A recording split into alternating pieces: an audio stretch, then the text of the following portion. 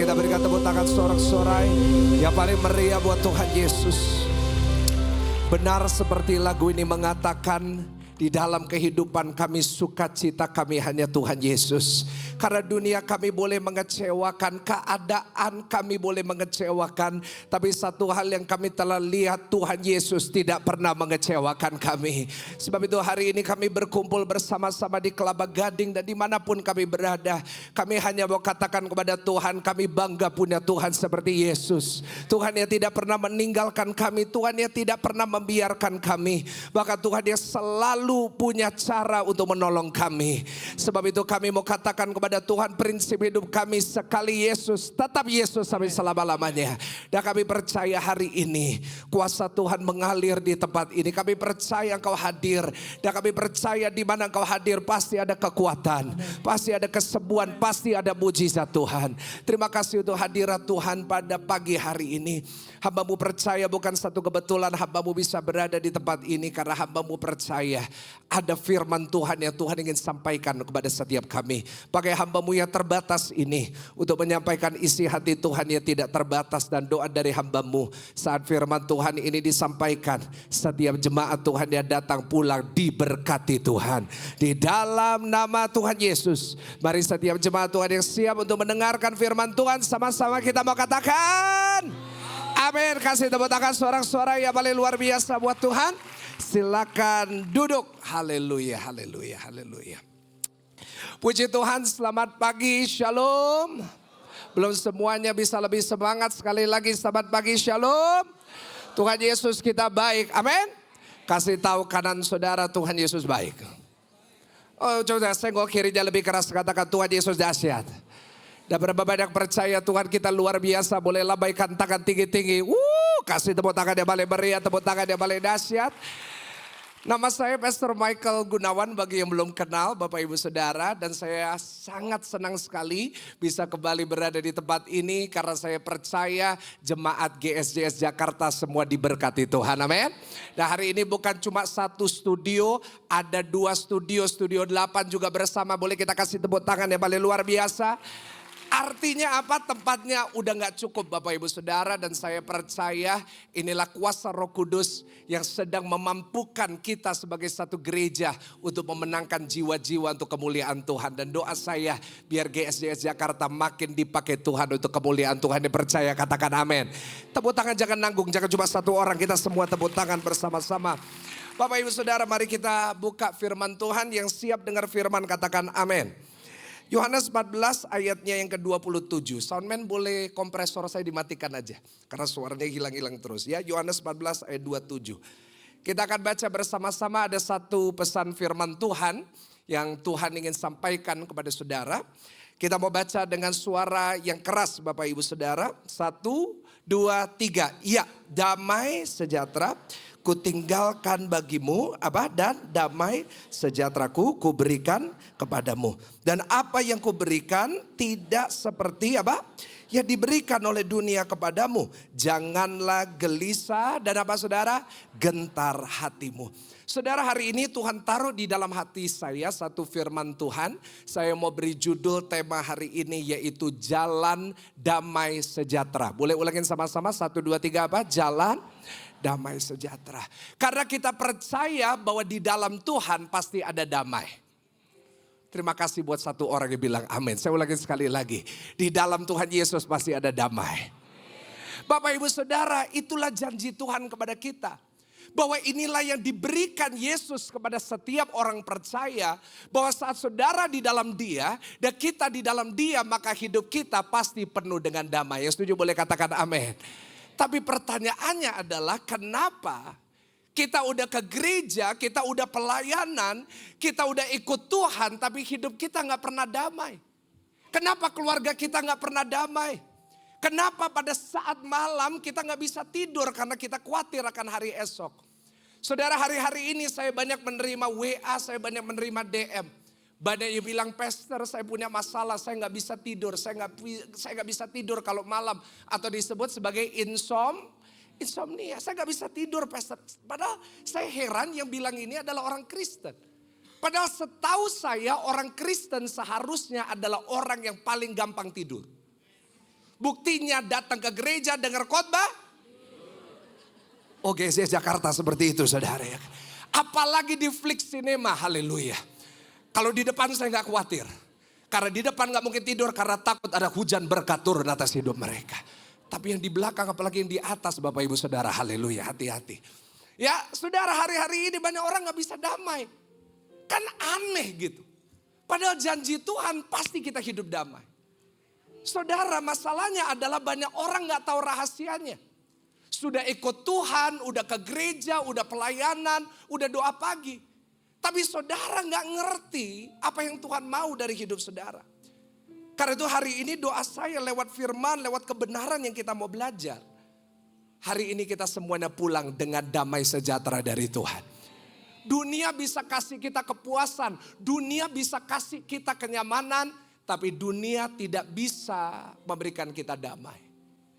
Tetapi hari ini kita bersyukur kita punya satu pribadi dan hanya di dalam satu pribadi itu kita menemukan damai. Dan siapa nama pribadi itu Bapak Ibu Saudara?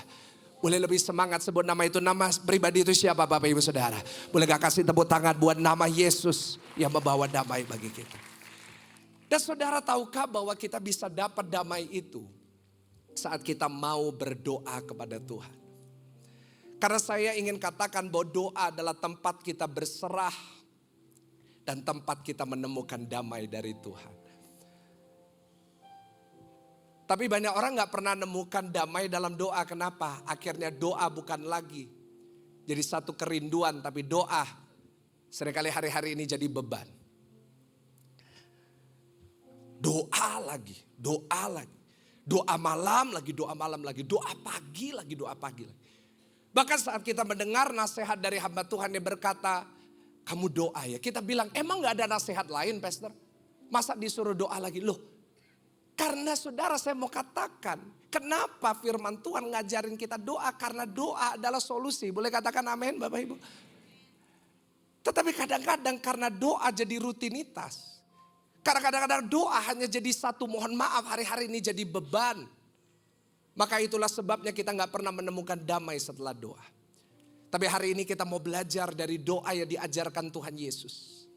Kita mau belajar bahwa dari doa ini kita bisa menemukan jalan menuju damai sejahtera itu. Hari ini kita mau belajar dari doa yang paling powerful di dalam Alkitab. Yaitu satu doa yang diajarkan oleh Tuhan Yesus. Dan saya akan tutup khotbah saya dengan ini. Kita mau belajar sama-sama dari doa Bapa kami. Mari kita buka Matius pasalnya yang ke-6. Ayatnya ke-9 sampai ayat yang ke-13. Sedihnya adalah doa ini kadang-kadang cuma jadi rutinitas. Jadi hafalan. Dan memang gak bisa salahkan kalau saudara sekolahnya Kristen atau Katolik wajib hafal. Kalau gak hafal nanti saudara akan dihukum. Nah tetapi saya ingin hari ini GSS Jakarta kita program ulang lagi pikiran kita. Doa ini bukan hafalan. Tapi doa ini adalah jalan kita bisa mendapat damai dari Tuhan. Kita akan baca sama-sama Matius 6 ayat 9 sampai ayat yang ke-13. Kita bareng-bareng aja karena saya yakin semuanya hafal dan tahu ayat ini. Baca sama-sama 1, 2, 3. Karena itu berdoalah demikian. Bapa kami yang di surga, apa saudara? Dikuduskanlah namamu, datanglah kerajaanmu, jadilah kehendakmu di bumi seperti di surga. Dan berikanlah kami pada hari ini makanan kami yang secukupnya. Dan ampunilah kami akan kesalahan kami seperti kami juga mengampuni orang yang bersalah kepada kami. Dan janganlah membawa kami ke dalam pencobaan, tetapi lepaskanlah kami daripada yang jahat. Karena apa? Engkaulah yang empunya kerajaan dan kuasa dan kemuliaan sampai selama-lamanya. Percaya katakan? Nah kita gampang banget ya nyebut ayat ini. Kenapa? Karena udah hafal. Ayo hari ini kita mau dalemin doa ini. Dan doa saya lewat pelajaran, lewat kebenaran hari ini. Kita mendapat jalan damai sejahtera. Saya mau tutup hari ini. Ada 3 kunci dalam doa ini. Yang bisa membawa saudara dan saya menuju kepada jalan damai sejahtera. Saudara, berapa banyak dari saudara ingin pulang dengan jalan damai sejahtera itu? Boleh saya lihat tangan tinggi-tinggi? Boleh gak kasih tepuk tangan sekali lagi buat firman Tuhan? Kita tutup dengan ini. Kalau kita pulang dengan 3 kunci ini, dunia tidak bisa ambil damai daripada hidup kita. Yang pertama kita buka dulu di dalam Matius 6 ayat 9 sampai 10. Di dalam doa ini dibagi Bapak Ibu. It's divided into parts. Nah kita mau belajar bagian demi bagian. Yang pertama dari ayat 9 sampai 10 boleh bantu saya baca 1, 2, 3. Ya karena itu berdoalah demikian apa? Bapa kami yang di surga, dikuduskanlah apa? Namamu, datanglah kerajaanmu, jadilah kehendakmu di bumi seperti. Nah stop di sini karena ini bagian yang pertama. Ditutup dengan titik. Dikatakan Bapa kami di surga, dikuduskanlah namamu, datanglah kerajaanmu, jadilah kehendakmu di bumi seperti di surga.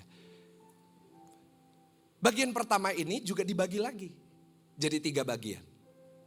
Yaitu yang pertama bagiannya strukturnya adalah dimulai dulu dengan Bapa. Ulangi sama-sama, dimulai dengan apa? Bapa. Bapa bicara tentang kedekatan. Kita kalau sama papa kita sama bapak kita itu pasti dekat. Dunia sedang menghancurkan gambar Bapa. Di mana banyak orang kalau bicara sama papa takut. Ada yang bilang, Pastor kalau saya bilang sama papa saya, ngobrol sama papa saya lebih baik gak terlalu banyak bicara. Karena semuanya salah. Gak pernah ada yang benar. Jadi lebih baik saya ngomong secukupnya sama papa saya. Itu adalah rencana iblis untuk menghancurkan gambar Bapa. Padahal saya mau katakan kepada saudara, Bapa di surga itu bukan seperti itu. Bapa di surga itu baik banget. Bapa di surga itu cinta banget sama saudara dan saya. Saya itu baru sadar itu dan benar-benar itu bisa saya rasakan hidup dalam hidup saya. Saat anak saya lahir. Anak saya yang pertama namanya Tiffany Abby Gunawan. Lahir tahun 2024. Dan saudara pada saat anak ini lahir, bertumbuh besar bahkan sampai hari ini. Anak ini udah 20 bulan, aduh. Dari situ saya benar-benar bisa rasain dan melihat ayat ini jadi hidup.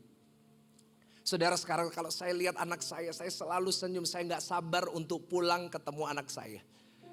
Saya selalu bilang sama istri saya, tidak ada satu hal yang saya tidak akan lakukan untuk anak saya. Bahkan saudara dia masih 20 bulan, saya udah mikirin sampai masa depan.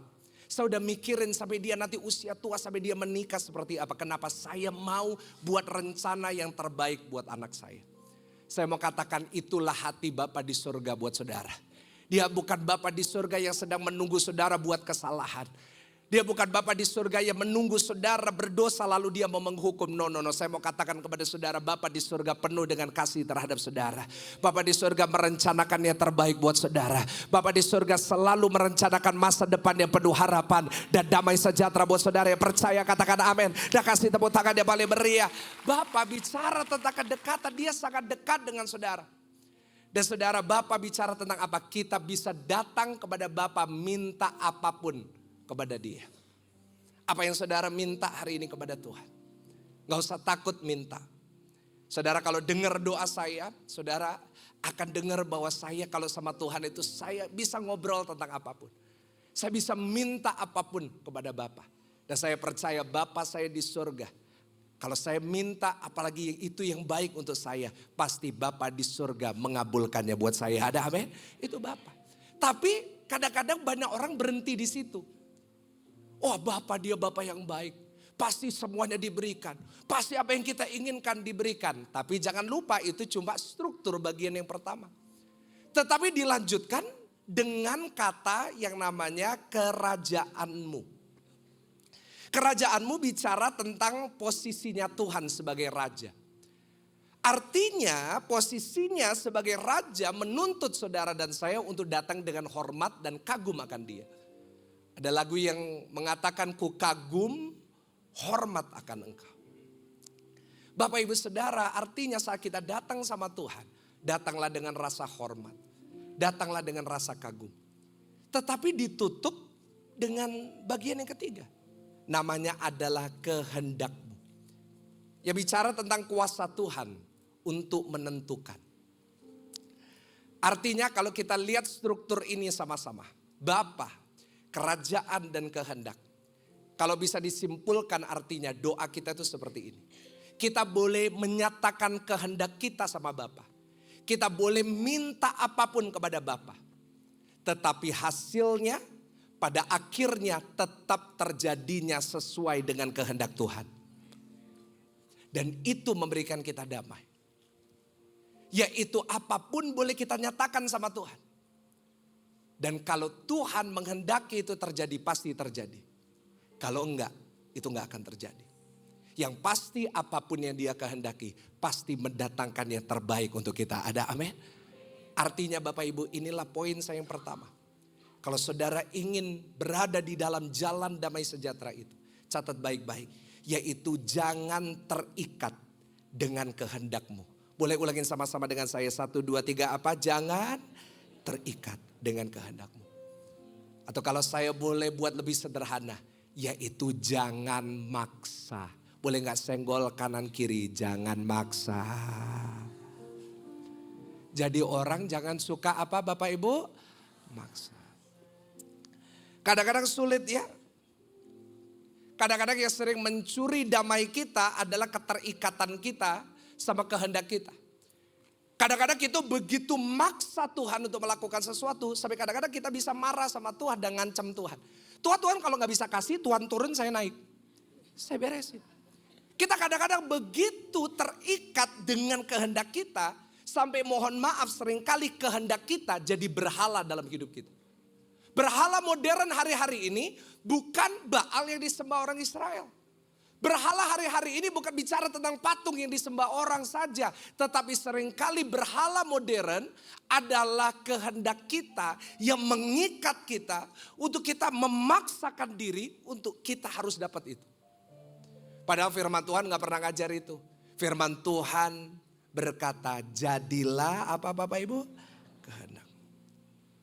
Saudara, kalau hari ini engkau masih suka terikat, suka maksa orangnya, maka engkau gak akan pernah hidup damai.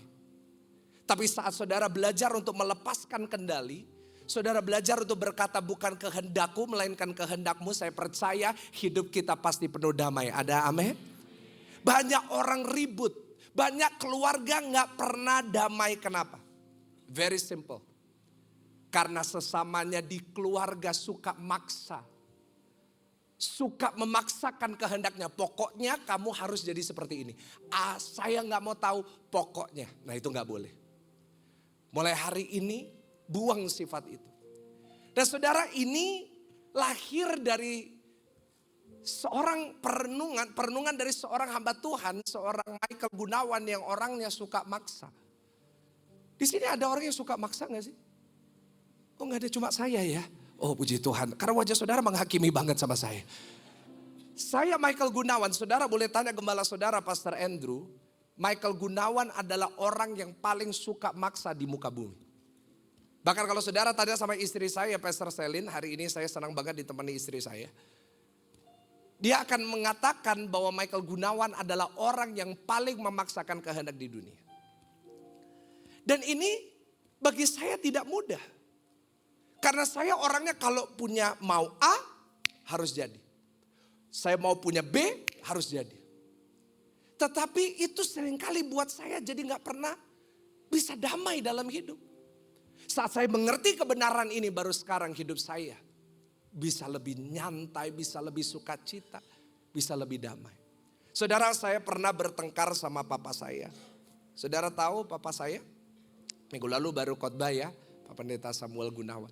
Oh, saya pernah bertengkar besar sama papa saya. Kenapa? Karena saya maksa. Saya mau sekolah di Amerika. Saya bilang sama papa saya, I don't care, saya mau sekolah di New York. Saya mau jadi artis. Tertawa saudara menyakitkan hati saya saudara ya kan. Enggak, saya mau jadi director of film. Saya mau belajar film di Amerika. Saya bilang sama papa saya waktu saya SMA, I don't care Pak. Saya sekolah di sekolah internasional, saya mau seperti teman-teman saya pergi ke luar negeri. Papa saya bilang enggak, kamu harus di Indonesia. Saya bilang enggak, saya mau di luar negeri. Kami berdebat, kami ribut dan saya marah sama papa saya. Dan apa yang terjadi, saya memaksakan diri dan saya cari segala cara untuk saya bisa ke luar negeri. Papa saya gak mau biayain saya ke luar negeri. Papa saya gak mau ngizinin saya cari cara sendiri, saya cari beasiswa. Ujian nasional saya waktu itu saya ngambil A level dan O and A level, saya kasih nilai yang terbaik. Saya ambil TOEFL, saya waktu di Surabaya ada satu sekolah namanya ITS, Institut Teknologi 10 November. Saya di sana TOEFL dapat nilai paling tinggi, masih ada di website kalau saudara gak percaya. Saya mencoba semua cara, saya bawa ke papa saya bilang, "Pak, ini semuanya hasilnya. Aku layak untuk berangkat ke Amerika." Teman saya ke Australia, teman saya ke Amerika, teman saya ke Singapura. Saya gak mau di Indonesia. Papa saya bilang, "Enggak, kamu tetap di Indonesia." Saya bilang, "Enggak, saya mau ke New York." "Enggak, kamu di Indonesia." "Saya mau ke New York." "Enggak, kamu di Indonesia." Apa yang terjadi? Akhirnya saya sekolah di Universitas Widya Mandala Surabaya.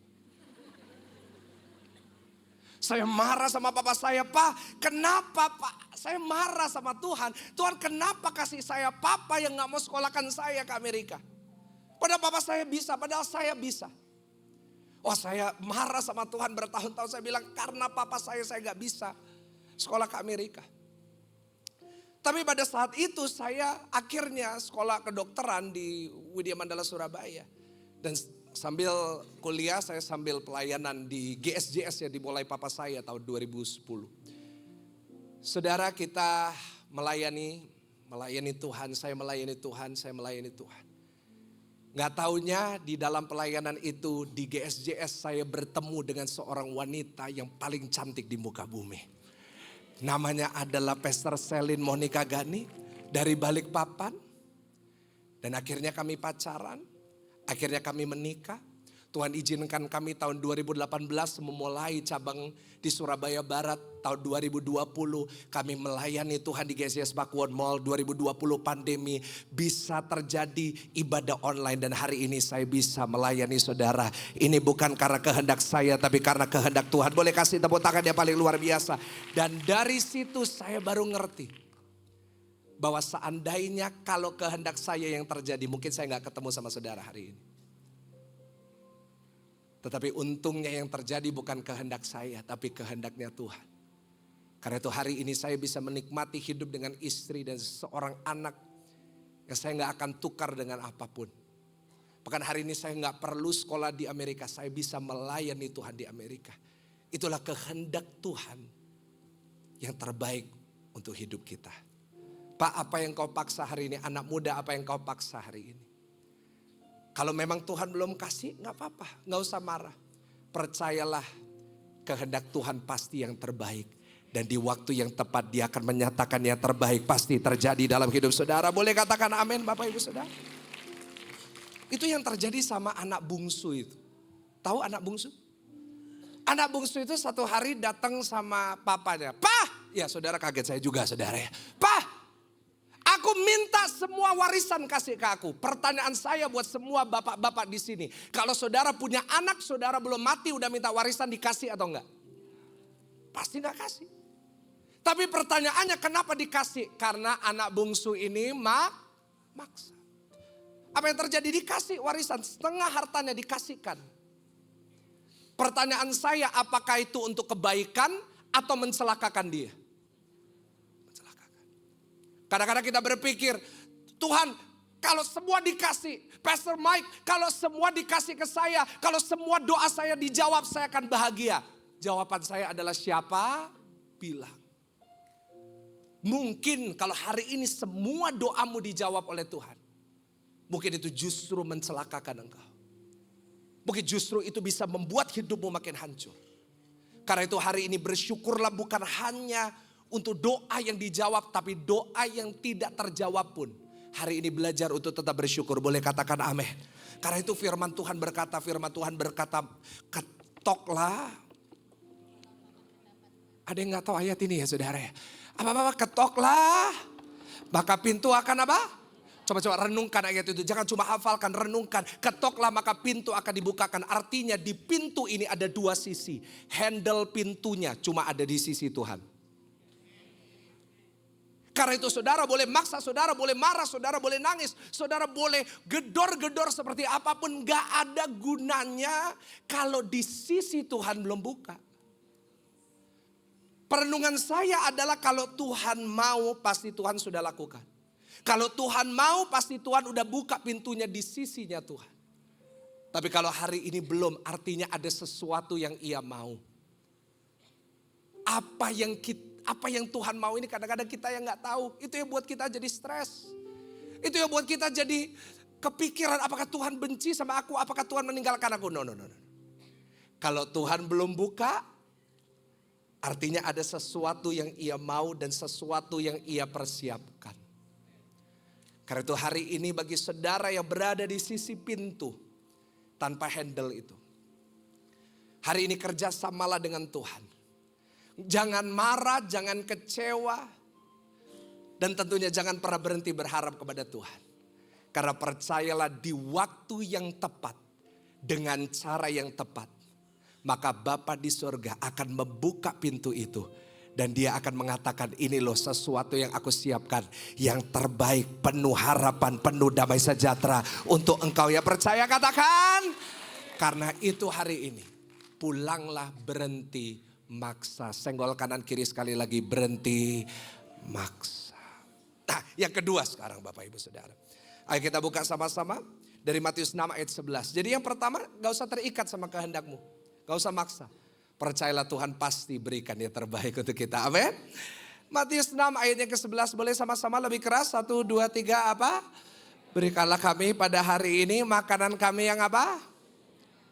Rasanya gak cocok untuk orang Jakarta saudara ya. Berikanlah kami pada hari ini makanan kami yang apa? Secukupnya. Kita tinggal di dunia yang punya mentalitas never enough. Setuju gak sama saya? Gak pernah ada yang cukup. Baru beli iPhone 16 keluar iPhone 17.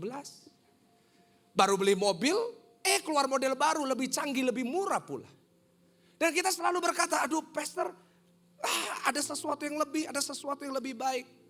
Padahal firman Tuhan ngajarnya adalah give us today our daily bread. Roti yang secukupnya. Kenapa Tuhan ngajarin berikan kami roti yang secukupnya? Karena Tuhan Yesus mengajarkan bahwa dia adalah roti kehidupan. Karena Tuhan Yesus mau ngajarin sesuatu sama kita. Dunia gak pernah bisa cukup untuk engkau. Tapi saat engkau punya Yesus, dia akan selalu jadi pribadi yang cukup untuk engkau. Boleh gak tepuk tangan buat Tuhan Yesus, jangan nanggung. Dari situ saya belajar kalau engkau mau hidup damai. Dengan damai sejahtera dari Tuhan, catat baik-baik. Hiduplah dalam cukupnya Tuhan. Ulangin sama-sama, 1, 2, 3. Hiduplah dalam apa? Cukupnya Tuhan. Boleh gak senggol kanan kiri? Cukup. Kata kuncinya adalah cukupnya Tuhan, bukan cukup kita. Karena setuju gak sama saya, cukupnya tiap orang beda-beda. Cukupnya tiap orang apa? Cukup saya sama cukup saudara gak tentu sama. Kalau cukup bagi saya adalah kalau makan mie aloy selalu 3 porsi. Bagi saudara mungkin beda. Tetapi percayalah cukupnya Tuhan itu pasti yang terbaik buat setiap kita. Boleh katakan amin? Cukupnya Tuhan itu gini. Kalau Tuhan kasih kita tidak pernah kurang dan tidak pernah lebih. Tidak pernah kurang tapi selalu sesuai kapasitas. Artinya apa yang hari ini dipercayakan sama saudara itu kapasitas saudara. Tetapi gak pernah lebih, tapi pasti yang terbaik. Itulah cukupnya Tuhan, bukan cukupnya kita. Saudara, kalau Tuhan kasih kurang gak mungkin. Tapi kenapa dia gak pernah kasih lebih? Karena yang lebih belum tentu baik untuk kita. Setuju gak sama saya? Orang kalau lebih itu gak terlalu baik loh untuk dirinya. Kemarin ada jemaat DM saya. Mau baca sama-sama? Mau ya baca sama-sama ya. Shalom Pastor Michael, saya jemaat dari GSJS. Boleh gak saya tanya sama Pastor Michael? Cara yang benar untuk diet itu gimana? Jadi hari ini saya bukan cuma jadi pendeta tapi konsultan kesehatan saudara. Karena bagi saudara yang gak tahu dan gak kenal saya mengalami sedikit perubahan di dalam berat badan saya. Saya kan turun 30 kilo Bapak Ibu Saudara. Dan banyak yang penasaran caranya gimana. Nah, hari ini saya mau bagikan kepada saudara. Saudara mau? Rasanya saudara lebih mau itu daripada damai saudara ya kan. Dari wajah saudara, langsung mau berturun berat badan. Mau saya Pastor Mike. Caranya sederhana ya. Mau turun berat badan caranya gini. Cara saya diet sederhana. Saya nggak pernah kardio, saya nggak pernah lari, saya nggak pernah saya nggak pernah jogging, pedal apalagi nggak pernah saudara. Saya nggak pernah. Saya cuma pegang prinsip gini. Setiap hari makan lebih sedikit daripada secukupnya. Jadi kalau cukupnya kalorinya 2.600, saya makan 2.000. Pasti kurus.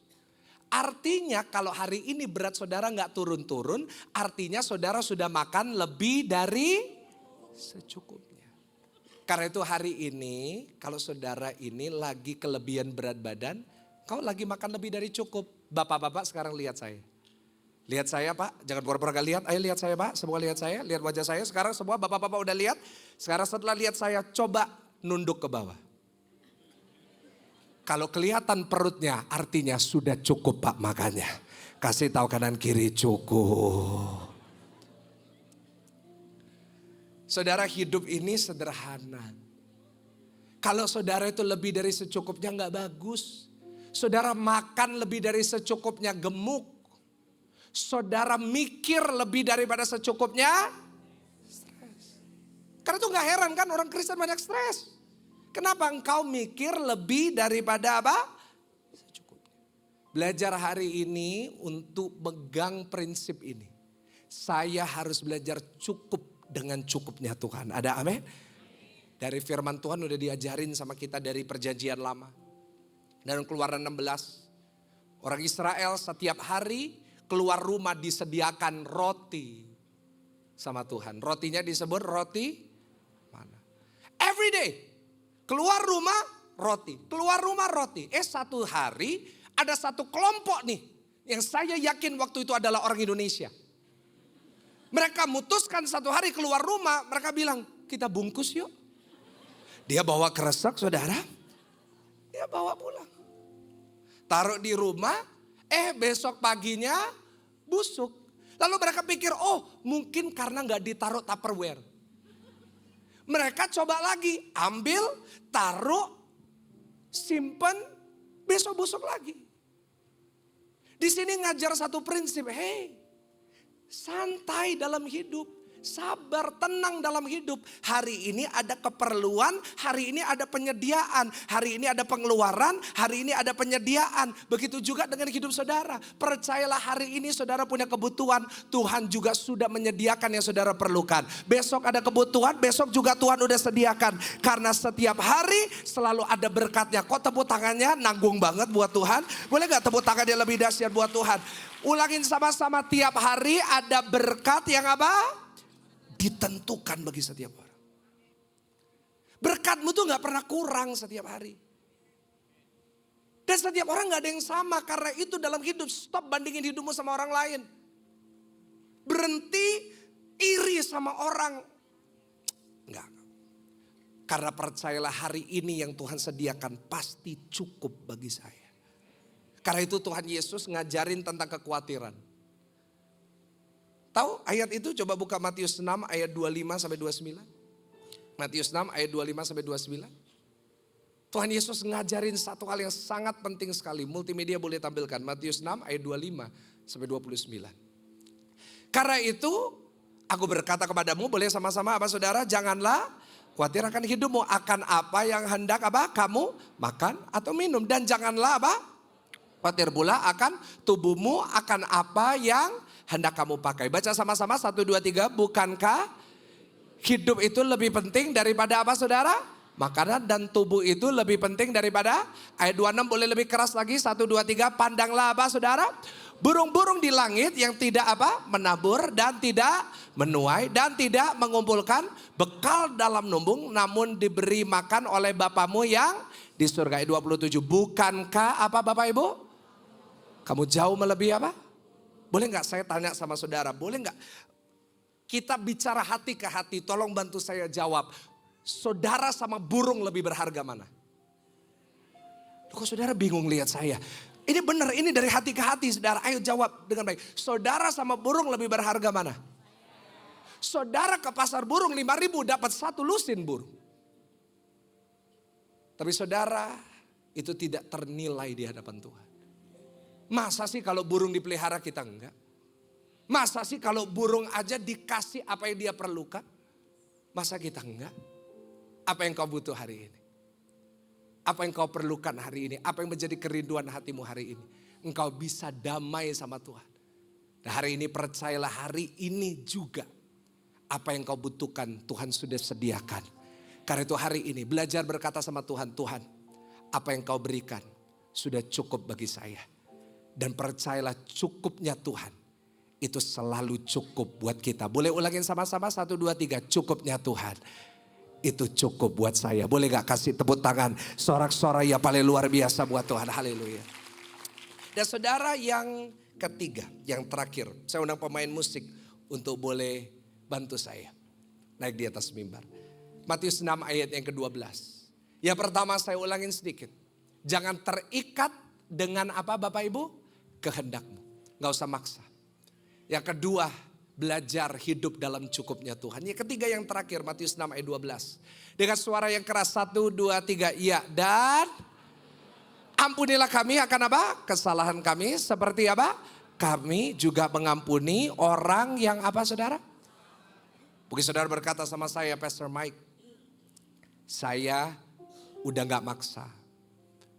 Saya udah belajar cukup, saya udah belajar bersyukur. Tapi kenapa saya gak pernah damai? Mungkin yang ketiga saudara belum lakukan. Karena mungkin gak ada tempat untuk damai bisa masuk. Karena itu yang terakhir, yang ketiga catat baik-baik. Kalau engkau ingin berada dalam jalan damai sejahtera. Berilah ruang untuk damai melalui pengampunan. Ulangin sama-sama 1, 2, 3. Beri ruang untuk apa? Damai melalui pengampunan. Mari kita belajar hari ini untuk mengampuni. Kasih tahu kanan kiri, mengampuni. Tahu nggak Pak, Bu, hati itu punya kapasitas. Halo, hati punya apa Bapak Ibu? Kita beli handphone aja ada kapasitasnya kan?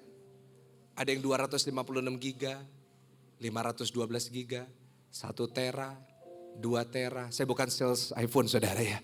But you get what I mean? Semua handphone punya kapasitas. Hati juga punya kapasitas. Dan yang bertanggung jawab untuk mengelola kapasitasnya itu kita. Karena itu hari ini kalau damai sebanyak apapun gak bisa masuk. Kau udah ke gereja, udah didoain. Udah ikut semua program gereja. Tapi tetap gak damai. Coba cek yang terakhir. Masih ada tempat gak? Ilustrasi sederhananya itu gini. Saya mau tanya sama saudara, semua punya handphone kan?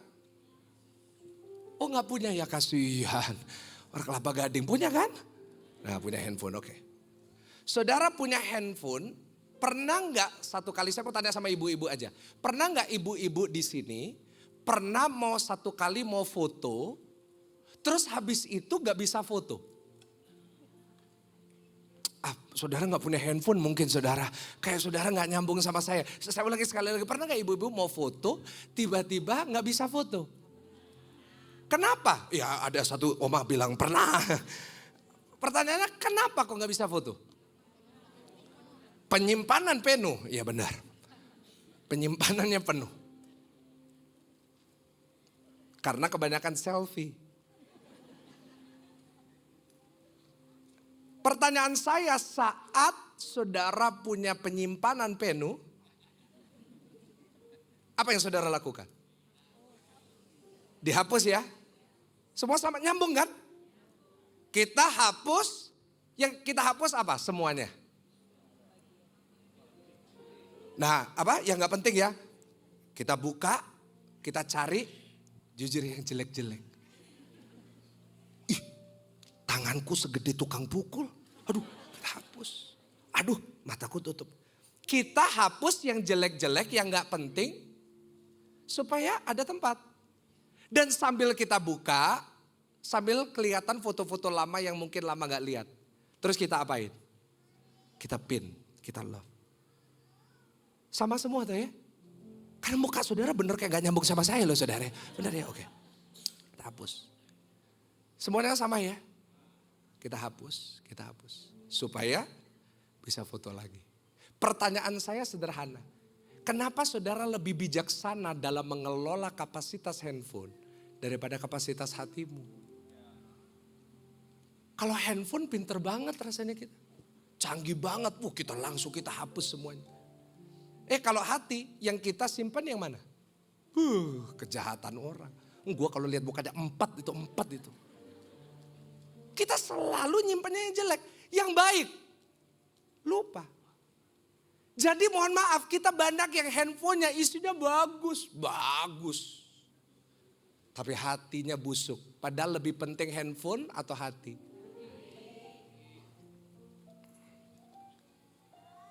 Kita ini hidup cuma sekali. Kalau ada 9 nyawa, maka kita biasa aja dengan semuanya itu. Kita bisa ngulang, tapi hidup kan cuma sekali. Masa kita mau nyimpen yang jelek terus? Kalau masa kita mau nyimpen kejahatan orang terus? Boleh gak hari ini kita kasih ruang untuk damai? Dengan apa? Lepasin aja pengampunan. Lepasin aja. Gak usah disimpan terus. Rugi sendiri, kasih tahu kanan kiri, rugi sendiri. Hari ini mau mengampuni, mau? Amin? Coba bangkit berdiri, kita coba sama-sama. Mengampuni itu gimana? Saya kasih tips buat saudara untuk bisa mengampuni. Yang pertama yaitu sebut nama orangnya atau bayangkan mukanya. Pak Pendeta jangan di sini, ini rumah Tuhan. Oke, yang kedua katakan aku mengampuni dia Tuhan. Dan yang ketiga ingatlah akan setiap kebaikan Tuhan. Boleh katakan amin? Simple. Hari ini gantilah tempat yang engkau simpan kejahatan dan kesalahan orang. Ganti itu dengan kebaikan Tuhan. Karena bukankah Tuhan sudah terlalu baik untuk engkau? Hello? Bukankah memang ada satu yang menyakitimu tetapi masih ada ratusan yang Tuhan kirim untuk mengasihimu? Masa Pak, karena satu orang yang pernah nipu kita, cuma satu orang yang nipu kita jadi nyakitin puluhan orang yang ada di rumah kita yang sayang sama kita? Masa karena satu orang yang meninggalkan engkau jadi menyakiti orang tuamu yang sudah membesarkanmu, memberikan segalanya untuk hidup? Masa sih kita mau hidup seperti itu? Saudara, saya rasa gini ya, satu hal yang menjadi perenungan saya. Bahwa hari-hari ini tuh mohon maaf, iblis itu lagi banyak nganggurnya. Iblis itu banyak nganggur. Hari-hari ini saya rasa bahwa iblis itu lagi sering nongkrong di neraka sambil nge-vape.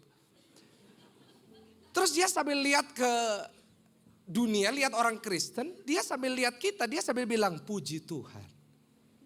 Iblis juga bisa bilang puji Tuhan. Kenapa? Dia gak perlu kasih masalah baru. Kenapa? Masalah yang lama aja belum bisa lepas, buat apa dikasih yang baru? Orang Kristen gak perlu dirasuk, makanya hari ini udah gak banyak kerasukan setan. Gak perlu dia muncul lagi di toilet untuk gangguin kita. Karena dia lihat udah banyak masalahnya. Udah banyak orang itu gak bisa ngampuni. Gak perlu diganggu, udah gak bisa tidur sendiri. Kenapa? Hanya karena satu orang itu, come on. It's not worth it. It's not worth it. Saya ingin tutup dengan satu kalimat. Saya minta kunci E. Apakah kita mau biarkan satu sakit hati dari manusia membuat kita lupa akan 1000 kebaikan yang datang dari Tuhan? Emangnya kurang apa Tuhan buat saudara? Emangnya kurang apa Tuhan bagi saya? Sampai saudara hidup gak pernah damai dan saudara tetap nyimpen sakit hati. Nyimpen kepahitan. Nyimpen kebencian terhadap orang. Belajarlah hari ini. Beri ruang untuk damai. Jangan paksakan kehendakmu. Dan belajar untuk hidup cukup bersama dengan Tuhan. Maka saya percaya bersama dengan Tuhan kita mendapat jalan damai sejahtera. Boleh percaya katakan amin.